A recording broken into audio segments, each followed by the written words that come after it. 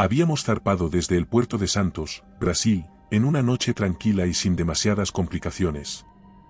El carguero Atlántida se deslizaba por el Atlántico como una bestia pesada. Como marinero de tercera en la tripulación, me asignaron la guardia nocturna junto a Pedro, un veterano que había navegado estos mares durante más de 2 décadas. No sabría decir por qué, pero había algo en esa travesía que parecía no estar bien. El cielo, que hasta hacía poco lucía despejado, se oscureció como si la noche misma se desplomara sobre nosotros. «Esto no pinta bien», Luis me dijo mi compañero en voz baja, casi como si temiera que la tormenta pudiera escucharlo. «No me gusta nada lo que viene». Las primeras gotas golpearon la cubierta como si fueran proyectiles de hielo, y el viento aullaba entre los mástiles, amenazando con arrancar cualquier cosa que no estuviera firmemente asegurada. Las olas comenzaron a elevarse, primero tímidas, pero pronto crecieron hasta convertirse en verdaderos monstruos que parecían alzarse más alto que el barco. Cada golpe de las olas contra el casco era un rugido ensordecedor, como si el océano intentara desgarrarnos en pedazos.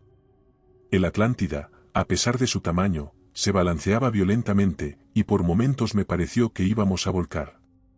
Me aferré a la barandilla de la cubierta superior mientras el agua salada me azotaba la cara y me robaba el aliento. El capitán gritaba órdenes desde el puente, pero su voz apenas se oía sobre el estruendo de la tormenta. La tripulación corría de un lado a otro, asegurando lo que podían, aunque algunos simplemente estaban paralizados por el miedo. «Las brújulas no funcionan», escuché gritar a alguien desde el cuarto de navegación. «No tenemos rumbo». Eso fue el comienzo de nuestra pesadilla, todo el equipo de navegación había fallado de repente. Ninguno de nosotros entendía cómo era posible, pero estábamos perdidos. Lo único que podíamos hacer era intentar mantener el barco a flote mientras la tormenta nos empujaba cada vez más lejos de nuestra ruta. Las horas se mezclaron en una confusión de gritos, agua y desesperación. Las luces del barco parpadeaban como si estuvieran a punto de apagarse, sumiéndonos en una oscuridad aún más profunda que la que nos rodeaba. De pronto, tan rápido como había llegado, la tormenta comenzó a calmarse. El rugido del viento disminuyó, y las olas dejaron de azotar el barco. Pero en lugar de alivio, sentí que el aire se volvía denso, pesado, casi irrespirable. No era normal, y lo sabía. Pedro, a mi lado, también lo sentía. Nos quedamos en silencio, ambos empapados, con los ojos fijos en la distancia. La niebla apareció como si surgiera del propio mar, envolviendo el barco en cuestión de minutos. Era tan espesa que, aunque me asomaba por la barandilla, no podía ver ni siquiera la proa de la Atlántida. El capitán intentó comunicarse con otros barcos cercanos o estaciones costeras, pero todo era inútil. No había señal, ni respuesta, estábamos completamente aislados. Nunca había visto una niebla como esa, murmuró mi compañero, y su tono me hizo estremecer. La calma era inquietante. No era la tranquilidad después de la tormenta, sino un silencio extraño, casi sobrenatural. De repente, algo rompió ese silencio, un sonido suave, casi imperceptible al principio. Pensé que era el viento, o tal vez el crujido del barco ajustándose después del azote de las olas, pero no. Era algo más, susurros. Los oí claramente, y no fui el único. Varias cabezas se giraron en la dirección del agua, buscando el origen de aquellos murmullos. Me acerqué al borde del barco, intentando escuchar mejor. Los susurros venían del océano, de las aguas oscuras y heladas que rodeaban el Atlántida. Debe ser el viento o el eco de la tormenta, intenté convencerme. No pasó mucho tiempo antes de que uno de los marineros, Ramírez, comenzara a comportarse de forma extraña. Lo encontramos inclinado sobre la barandilla, mirando fijamente el agua, como si estuviera hipnotizado por algo en las profundidades. Le llamamos varias veces, pero no respondía. Era como si no pudiera escucharnos. Me acerqué a él y lo sacudí del hombro. Finalmente, reaccionó, pero cuando se volvió hacia mí, su rostro estaba demacrado, pálido, y sus ojos parecían vacíos. «Ella está ahí abajo», dijo, «me llama, escucha». Esa noche fue la primera vez que alguien desapareció. La niebla seguía envolviendo el barco, y con la falta de visibilidad, no nos dimos cuenta de que el marinero no estaba en su litera hasta la mañana siguiente. Lo buscamos por todo el barco, pero no había rastro de él. Su chaqueta seguía colgada en su camarote, sus botas junto a la cama. Era como si simplemente se hubiera desvanecido. Los días que siguieron a la desaparición de Ramírez se deslizaron en una espiral lenta de miedo y desesperación. Las brújulas seguían girando sin control, y la niebla que nos rodeaba no mostraba señales de dispersarse. Los susurros, por su parte, nunca cesaban. La tripulación comenzaba a desmoronarse. El capitán ya no parecía tan seguro de sí mismo. Lo vi encerrarse en su camarote durante horas, hojeando documentos antiguos, mapas y cartas de navegación, como si intentara encontrar una explicación racional a lo que estábamos viviendo. Todos sentíamos que la solución debía estar en algún lugar, pero con cada día que pasaba, la esperanza se volvía más escurridiza. Una noche, escuché un golpe en mi puerta. Era Pedro, su rostro desencajado, con el sudor pegándole el cabello a la frente. Luis dijo: «El capitán ha encontrado algo, tienes que verlo». Me llevó al camarote del capitán, donde otros 3 miembros de la tripulación ya estaban reunidos, sus rostros llenos de incertidumbre. Sobre la mesa, el capitán había desplegado un viejo cuaderno de bitácora, sus páginas amarillentas y desgastadas. Parecía un relicario de tiempos pasados, cubierto de anotaciones a mano y dibujos extraños. «Lo encontré en un compartimento oculto», dijo el capitán, señalando el cuaderno con una mano temblorosa. Pertenecía a uno de los antiguos capitanes de este barco, antes de que fuera reformado. El texto hablaba de una zona del océano que no aparecía en los mapas modernos. Una región inexplorada marcada por las antiguas leyendas como un lugar maldito, donde los barcos desaparecían sin dejar rastro. Seres que se alimentaban de las almas de los hombres de mar. Atraían a los incautos con sus voces, imitando las de aquellos que más desean ver o escuchar. Se apoderarían de sus mentes y los conducirían hacia el fondo, donde sus cuerpos servirían para prolongar su existencia. El capitán cerró el cuaderno con un golpe seco y nos miró, sus ojos llenos de cansancio, pero también de resolución. «No sé qué creer, pero lo que está claro es que estamos en esa zona. Y sea lo que sea, algo está jugando con nosotros». El miedo en la tripulación se hizo evidente. Algunos comenzaron a hablar sobre Ramírez, sobre los susurros del agua, y sobre cómo se sentían observados cada vez que pasaban cerca del borde del barco. Otros simplemente se encerraron en sus camarotes, temblando con la creciente paranoia. Esa misma noche, otro suceso inexplicable sacudió a la tripulación. Joaquín, uno de los ingenieros, no apareció para su turno en la sala de máquinas. Nadie lo había visto desde que terminó su turno anterior, pero no nos preocupamos demasiado al principio. Sin embargo, cuando finalmente decidimos buscarlo, la sensación de miedo se apoderó de todos. Fue mi compañero quien lo encontró, flotando en el agua. Cuando escuché sus gritos, corrí hacia la cubierta.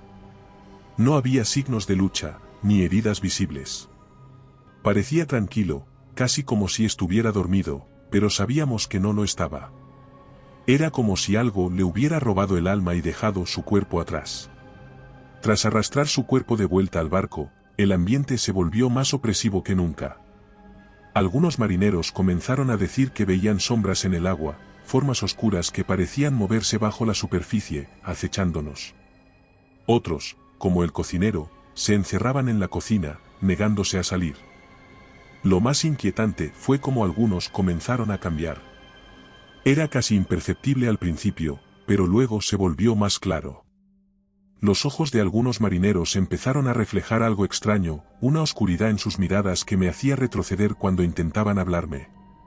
Pedro ya no era el mismo. Pasaba cada vez más tiempo junto a la barandilla, mirando al mar con una expresión ausente. «Las voces», me dijo una noche, tan bajo que apenas lo oí. «No son solo susurros, ya las reconozco. Es mi madre me llama». Quise zarandearlo, sacarlo de ese trance en el que parecía estar cayendo, pero las palabras se me quedaron atascadas en la garganta. ¿Y si él tenía razón? ¿Y si esos susurros realmente eran voces familiares? A medida que los días se fundían en noches interminables, las criaturas comenzaron a mostrarse. No de manera directa, sino entre la niebla y las olas. Eran sombras que se movían rápidamente bajo el agua, formas oscuras y alargadas que parecían nadar a nuestro alrededor, siempre justo fuera de nuestro alcance. A veces, en medio de la noche, creía ver una mano, o lo que parecía ser una mano, rozar la superficie antes de volver a desaparecer bajo las aguas. Algunos marineros se volvían violentos, como si algo los estuviera empujando desde dentro, mientras que otros simplemente se sumergían en un silencio estremecedor, sus ojos fijos en el horizonte, esperando. Yo, por mi parte, luchaba con todas mis fuerzas por mantener mi mente intacta. Pero lo más espeluznante fue cuando algunos de los que quedaban a bordo comenzaron a mostrar signos de transformación. Sus pieles, normalmente curtidas por el sol, se tornaron pálidas y húmedas, como si el mar los estuviera reclamando poco a poco. Sus ojos se volvían cada vez más vacíos, llenos de esa oscuridad insondable del océano, y cuando hablaban, sus voces ya no eran del todo humanas. El Atlántida ya no era más que una sombra de lo que había sido al inicio de la travesía. Ahora éramos menos de 10, y de esos, no estaba seguro de cuántos seguían siendo realmente ellos mismos. Cada noche los susurros eran más intensos, más persistentes, y las sombras que se movían bajo el agua se hacían cada vez más claras, más audaces. Sabíamos que no nos quedaba mucho tiempo.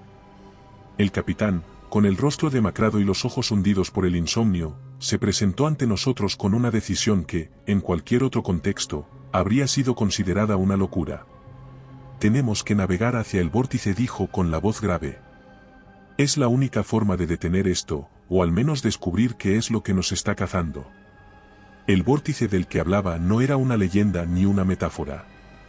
Sabíamos que estaba allí, en el corazón de la niebla, el epicentro de los susurros. La navegación hacia el vórtice fue lenta y silenciosa. La niebla parecía apretarse a nuestro alrededor, oprimiendo los sonidos y sofocando nuestros movimientos. Yo me encontraba al timón, siguiendo las instrucciones del capitán. Cada minuto que pasaba, los susurros aumentaban en volumen. Ya no eran solo murmullos lejanos, ahora parecían voces claras, nítidas, cada una llamándonos por nuestro nombre. Escuché a mi madre, su voz suave y dulce, como cuando era pequeño. Mi mente sabía que era imposible, que ella ya no vivía, pero el sonido era tan real, tan seductor, que por momentos sentía el impulso de soltar el timón y saltar por la borda, y unirme a ella en las profundidades. El vórtice apareció finalmente ante nosotros, oscuro y enorme, como un ojo que miraba desde el abismo. El agua a su alrededor se movía en espirales lentos, atrayendo todo hacia su centro. «Estamos cerca», dijo el capitán, apretando los puños sobre la barandilla. Todos atentos. Los susurros se transformaron en gritos, sollozos y ruegos. Voces que suplicaban y prometían, mezclándose en una cacofonía que nos llevaba a la locura. Las figuras en el agua, esas sombras que antes se deslizaban bajo la superficie, comenzaron a emerger. Primero fueron solo manos pálidas y delgadas, cubiertas de algas y coral, que se aferraban a los bordes del barco como si intentaran arrastrarnos al abismo. Luego vinieron los cuerpos. Las criaturas del abismo eran humanoides, pero no humanas. Sus cuerpos parecían descomponerse y regenerarse a la vez, cubiertos de algas que se movían como si tuvieran vida. Sus ojos, vacíos y brillantes, reflejaban el mismo pánico que habíamos visto en los ojos de nuestros compañeros desaparecidos. Eran los restos de antiguos marineros, tal vez víctimas de otras tripulaciones, que ahora servían a esas entidades oscuras del fondo del mar. El caos estalló cuando uno de los marineros, quien había estado más callado que de costumbre en las últimas semanas, de repente nos traicionó. Con ojos vidriosos y una expresión vacía, tomó un cuchillo de cocina y se lanzó contra nosotros. Su rostro no mostraba emoción, solo una devoción ciega, como si ya no fuera él, sino una extensión de la voluntad del océano. En la confusión que siguió, Pedro fue herido, y el marinero intentó empujar al capitán por la borda. Las criaturas del abismo, atraídas por el caos, comenzaron a escalar los lados del barco. En una maniobra desesperada, logré desarmar al marinero y lanzarlo hacia las garras de una de las figuras que se alzaba desde el agua. Mientras el vórtice tiraba de la Atlántida, el capitán maniobró el barco con los motores a máxima potencia, intentando mantenernos al margen del torbellino. Las criaturas del abismo empezaron a caer al agua una a una, pero no sin antes llevarse a más de nuestros compañeros. Finalmente, logramos alejarnos del vórtice. La niebla comenzó a disiparse, y las sombras bajo el agua desaparecieron. Pero para entonces, éramos solo dos los que quedábamos, el capitán y yo. Nos quedamos en silencio mientras el barco se deslizaba por aguas más tranquilas. Llegamos a un puerto remoto semanas después. Era una pequeña ciudad costera, donde nadie hacía demasiadas preguntas.